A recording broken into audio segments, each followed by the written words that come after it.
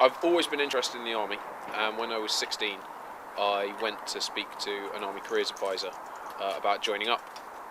And because I was still in college and I planned to go to university, they suggested that I join the TA in the meantime to get an experience for army life and see whether or not it was something I wanted to do.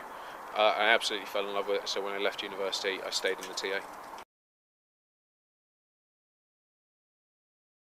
After I finished university, I worked for a charity called Terence Higgins Trust for a while, and then I went to Afghanistan on mobilisation. And when I came back, I was offered a job working for the TA full-time, so that's what I've been doing for the last year. Well, I'm in the national TA, which means that I don't have to do a weekly drill night. I only train for a minimum of 19 days a year. Realistically, I probably train 1 or 2 weekends a month, and then 1 or 2 longer periods, say a week or a 2-week camp a year. Turn up on a Friday night, have a few beers with your mates, and then first thing on Saturday morning you'll have your first parade, usually at about 7:30 in the morning.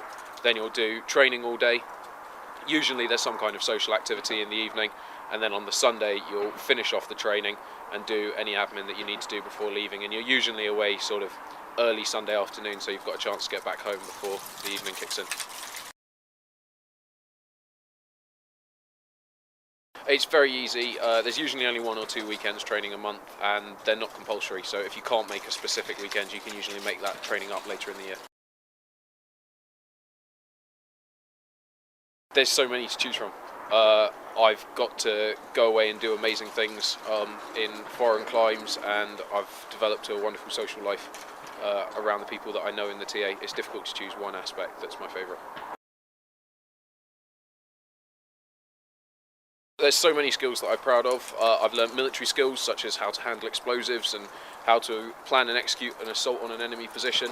I've learnt sort of softer skills like man management and leadership, and skills that I can use in Civvy Street, such as first aid qualifications and sports qualifications. And I've also learnt trade skills that have led me in new career paths in Civvy Street.